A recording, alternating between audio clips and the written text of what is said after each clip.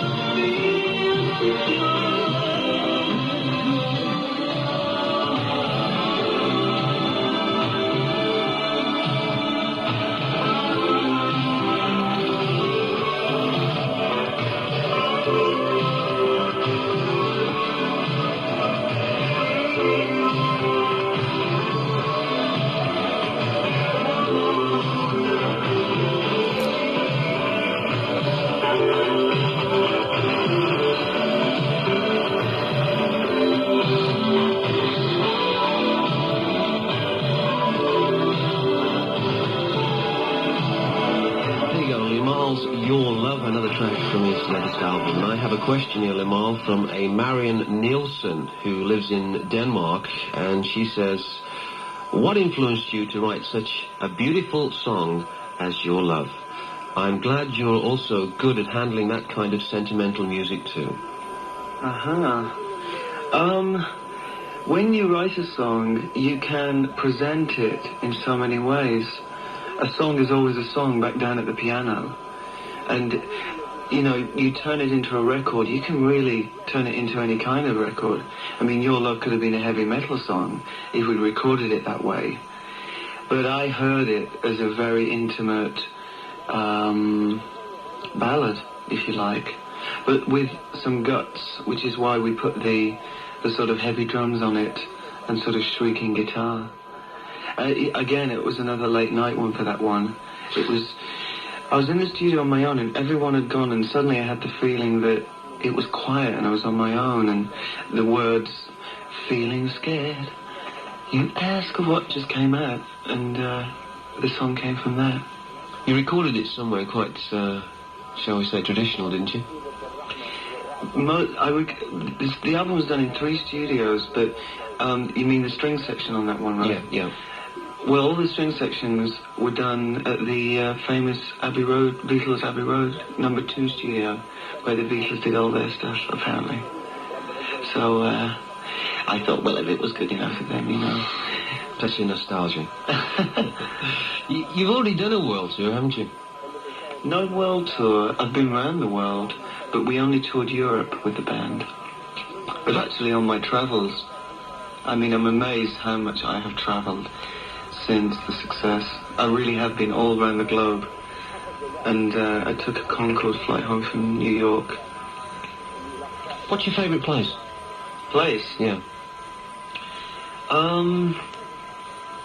I liked Los Angeles. A lot of people said I wouldn't. And, you know, another reason why you should always judge for yourself. There's a great feeling there. There's a great buzz of creativity because there's so much happening there. And I really liked it a lot. Whereas New York is just hustle and bustle and great, but I preferred LA. Of course I liked Sydney in Australia because it's so picturesque. Must be lovely to see all these exotic places. Do you ever get home to Wigan very much? Yeah, I love it. You know, when I'm working so much and I'm always like on some kind of pedestal as a performer, you know, glossy magazines and your records on the radio and always on TV, especially in Europe. And it's nice to sort of remind myself of my roots, and I've got friends back there and the family, of course. I love going back, it's great. Did you ever go to this Wigan casino? It's now a car park. Is it really? Did you ever manage to get there? Yeah, it was an old haunt of mine. It was great. The old Northern Soul days. That's right, that's right. Are you a health fanatic? Would you say you're a health fanatic? Fanatic, no. Conscious, yes. Very health conscious. 6 weeks ago I stopped smoking, so I'm commending myself for that at the moment. Very difficult task. Very tough. I've been trying for ages. Finally did it. I feel great. I put weight back on. And I'm not panting now when I run up the stairs. You're a vegetarian, aren't you? I am, yeah. Yeah, and you don't drink either? Well, I didn't in the old days. Then I was a fanatic.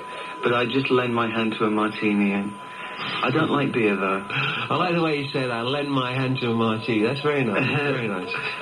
Good title for a song. Cocktails are fun. Obviously, I mean, up in the north, they don't do a lot of cocktails, but you can still get a martini, and I'm not really a gin and whiskey person. It's too strong for me. Martini's a very sort of light alcoholic drink. I quite like Campari, and my manager drinks champagne, so I've had a couple of glasses of that too. Are you religious, Lamar? Yes. Do you still go to church? No. You don't? I have my own beliefs.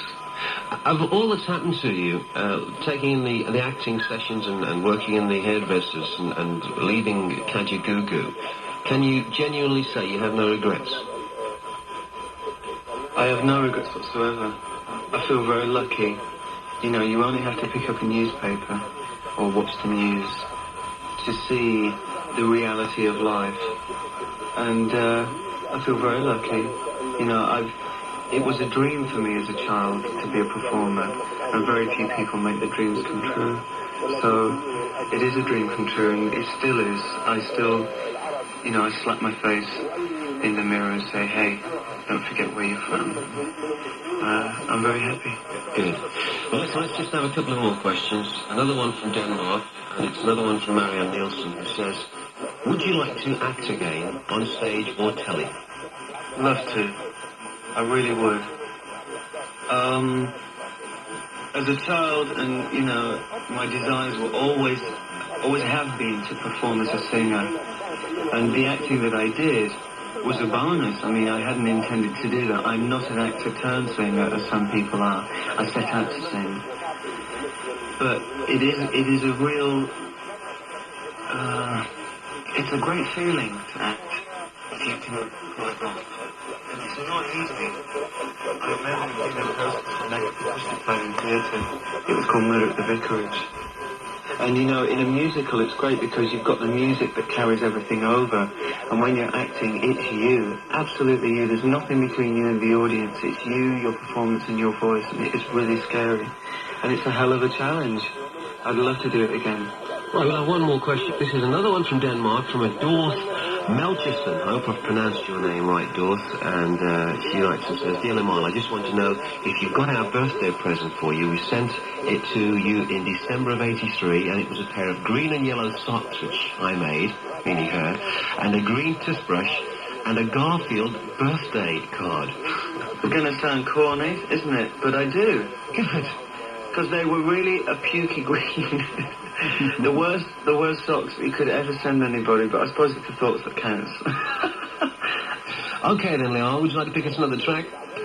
Okay, this track, I actually pictured a very dramatic love scene where the guy wakes up in the morning to find that his lover, the girl, has left in the middle of the night.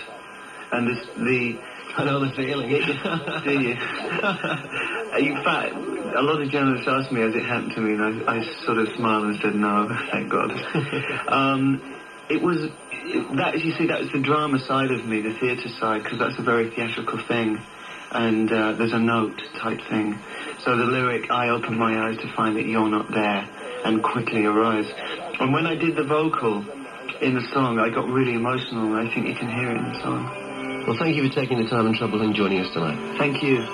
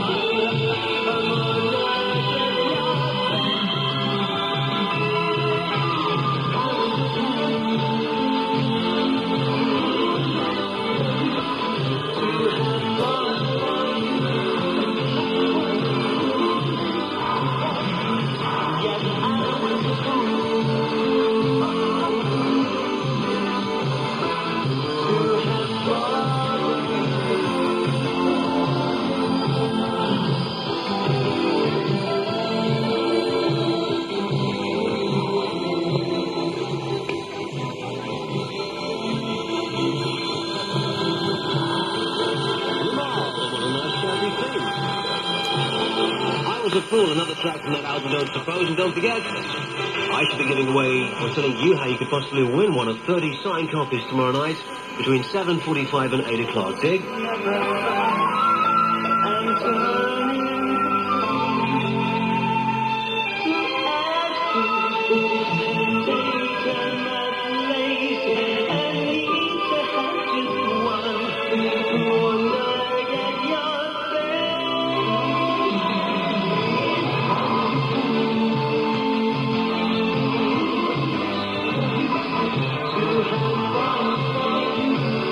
that my guest next week is the lovely, luscious Kim Wilde. Sure, I'm going to be hot round the collar whilst doing that one. Luxembourg, it's 8:26, so let's...